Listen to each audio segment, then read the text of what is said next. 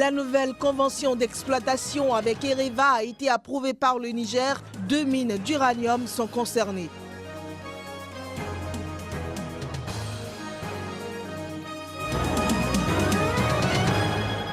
Alors que le virus Ebola continue de faire des victimes hors d'Afrique, le personnel de santé durcit sa grève au Libéria.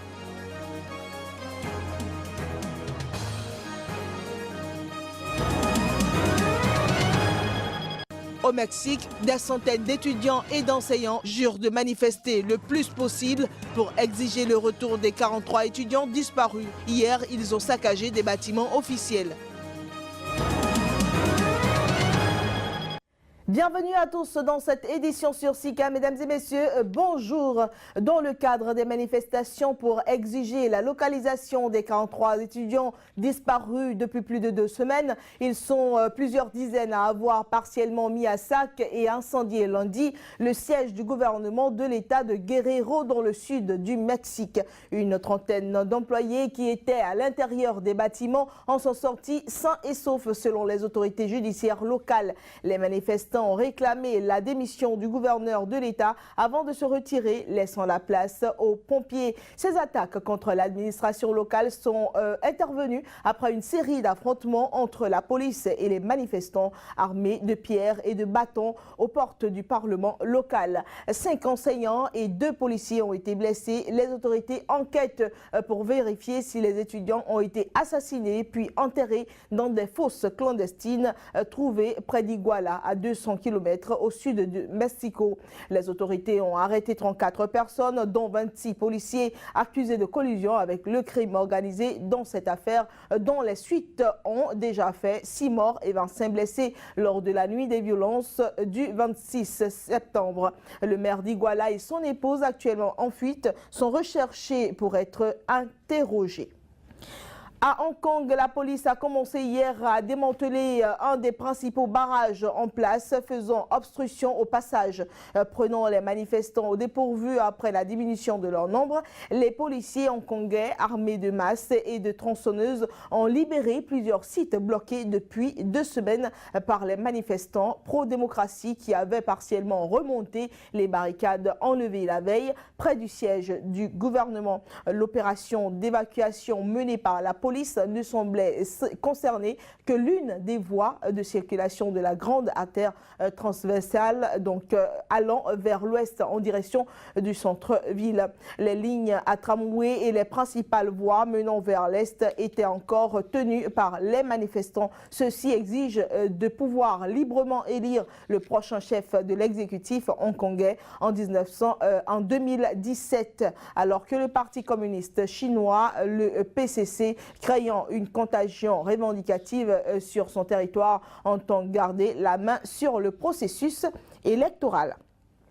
Le secrétaire d'État américain John Kerry a insisté lundi en Égypte sur la nécessité de garantir la liberté d'expression lors d'une rencontre avec le président Abdel Fattah al-Sisi. C'était en marge de la rencontre au Caire sur le financement de la reconstruction de la bande de Gaza.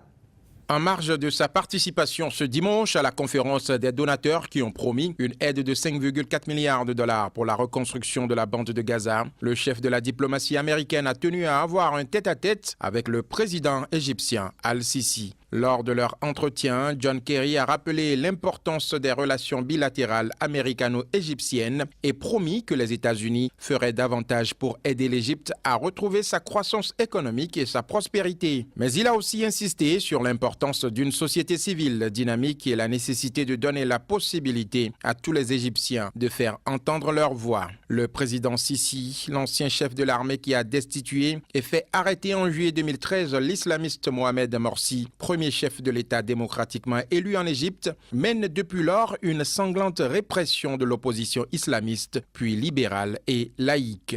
Depuis la chute de Mohamed Morsi, quelques 1400 manifestants pro-Morsi ont été tués par la police et l'armée, dont 700 en une seule journée au centre de Caire, le 14 août 2013, et plus de 15 000 partisans du président déchu ont été emprisonnés. Des centaines d'autres ont été condamnés à mort ou à de très lourdes peines dans des procès de masse espacés expédié en quelques minutes, qualifié de sans précédent dans l'histoire récente du monde par les Nations Unies. Al-Sisi et John Kerry ont également parlé de la menace posée par les djihadistes de l'État islamique, de la sécurité en Libye et des moyens d'enrayer la progression du virus Ebola.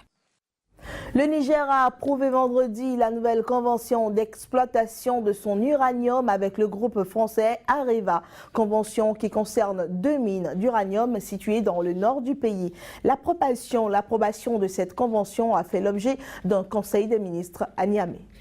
Le Conseil des ministres a examiné et adopté des projets de décret portant approbation de 3 conventions minières dans le cadre du renouvellement des conventions entre l'État du Niger et la Somaïr d'une part et la Cominac d'autre part qui ont expiré le 31 décembre 2013, a indiqué un communiqué du Conseil tenu ce vendredi. Le Niger et Areva ont signé le 26 mai 2014 un accord dit de partenariat stratégique devant conduire à la signature des nouvelles conventions régissant la Somaïr et la Cominac, les 2 sociétés exploitant les mines d'uranium qu'Areva contrôle partiellement. Cette signature de convention devait intervenir au plus tard le 30 juin, mais a été retardée pour des raisons non précisées. Pour parvenir à cet accord qui porte sur 5 ans et sera renouvelable, Areva a accepté, après 18 mois de négociations, qu'une loi minière datant de 2006 soit appliquée aux 2 mines situées dans le nord du Niger. L'application de cette loi fera croître la redevance minière de 5,5 à 12%. La conclusion d'un tel accord est cruciale pour Areva et la France, où 75% de l'électricité produite est d'origine nucléaire. Il s'agit pour le géant du nucléaire français de maintenir au meilleur coût possible sa présence au Niger. Pour le Niger, 4e producteur d'uranium au monde, mais aussi l'un des pays les plus pauvres de la planète, l'enjeu est le contrôle de ses ressources naturelles. Les ONG Oxfam et Réseau des organisations pour la transparence et l'analyse budgétaire ont demandé la publication de ces contrats, crucial pour que la transparence de ce dossier soit totale. Un tour en Centrafrique, la présidente de la transition centrafricaine Catherine Samba-Panza entame ce mardi une série de rencontres avec les forces vives de la nation. Objectif, mettre fin au désordre que connaît le pays. Samba-Panza recevra des délégations de mardi à vendredi selon le programme diffusé à la radio d'État, sans autre précision. La présidente Samba-Panza compte réaffirmer sa volonté de conduire la transition dans un climat apaisé et sa détermination à conclure dans les meilleurs délais cette parenthèse de l'histoire politique de la Centrafrique par l'organisation d'élections. Rappelons que les violences qui ont éclaté le mardi 7 octobre dernier à Bangui ont fait au moins 10 morts et de nombreux blessés, des milliers de déplacés également. L'ancien président malgache Marc Ravalomanana, en exil en Afrique du Sud depuis 5 ans, est rentré hier dans son pays, prenant donc apparemment de court les autorités. Celles-ci n'ont pas hésité à ordonner aussitôt son arrestation. Du beau monde, Marc Ravalomanana, l'ancien président malgache, en a attiré, quoiqu'il ait effectué son comeback au pays en toute discrétion. Mais à peine rentré, il a été cueilli à froid par une quarantaine de gendarmes d'élite dépêchés sur les lieux. Portes défoncées, des débris jonchant le sol, l'opération a été menée sans ménagement. L'homme est toutefois parvenu à improviser un bref meeting et un point de presse sur le perron de son domicile. Je suis très content et je voulais me montrer devant vous. C'est ce qu'on appelle un show-up pour vous montrer que c'est vraiment moi. La suite, Marc Ravalomanana ne sera plus libre de ses mouvements. Ses partisans sont partagés entre sérénité et révolte.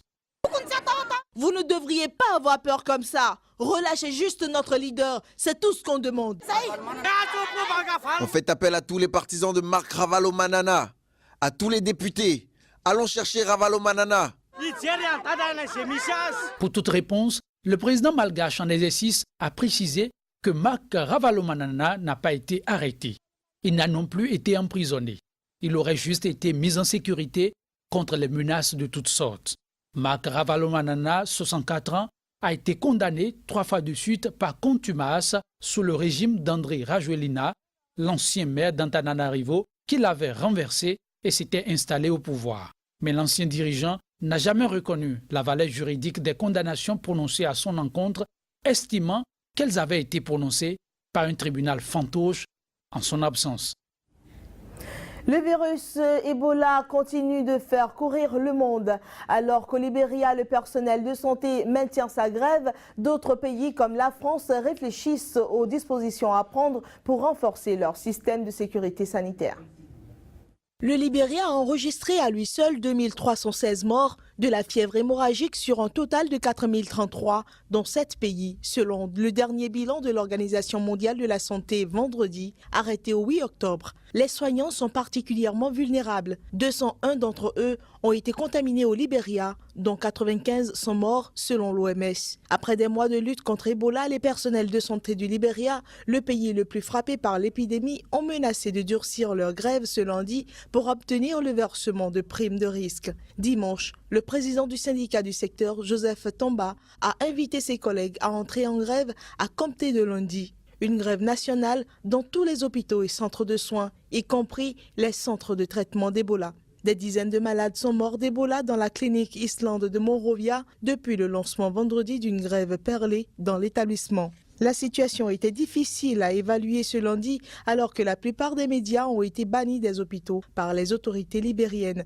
Loin du Libéria, des ambulances et des médecins en combinaison de protection vont être envoyés au domicile des personnes en Grande-Bretagne soupçonnées d'avoir contracté le virus Ebola. L'annonce a été faite par le ministère de la Santé ce lundi. Cette mesure doit éviter qu'un patient infecté par le virus se rende à l'hôpital et y contamine d'autres personnes. Elle a été annoncée alors que l'Espagne et les États-Unis ont fait état de 2 cas des soignants qui ont contracté Ebola dans ces 2 pays au contact d'une personne malade à l'hôpital. Pendant ce temps, l'équipe médicale norvégienne qui traite la norvégienne ayant contracté le virus d'Ebola lors d'une mission en Sierra Leone a informé ce lundi que cette dernière montre des signes d'amélioration. Quant à la France, elle réfléchit à l'envoi de moyens humains et matériels supplémentaires en Afrique de l'Ouest pour lutter contre l'épidémie. Il sera aussi question, d'après la ministre de la Santé Marisol Touraine, de l'instauration de contrôles sanitaires à l'arrivée des vols directs en provenance de Conakry. Les contrôles importants se situent au départ à l'embarquement, car c'est là que nous sommes absolument certains de pouvoir contrôler l'état de santé des personnes. Nous réfléchissons à l'éventualité d'un développement de contrôle à l'arrivée des vols directs de Conakry et simplement nous verrons si la situation appelle ce type de mesures. Toutes les informations seront données qui sont nécessaires pour que la population française se sente à la fois informée, accompagnée et rassurée. Qu'est-ce qu'elle fait bien courir le monde, cette épidémie du virus Ebola? Et voilà qui met un terme à cette édition. Mesdames et messieurs, nous vous remercions de l'avoir suivi. Très bonne suite des programmes sur SICA.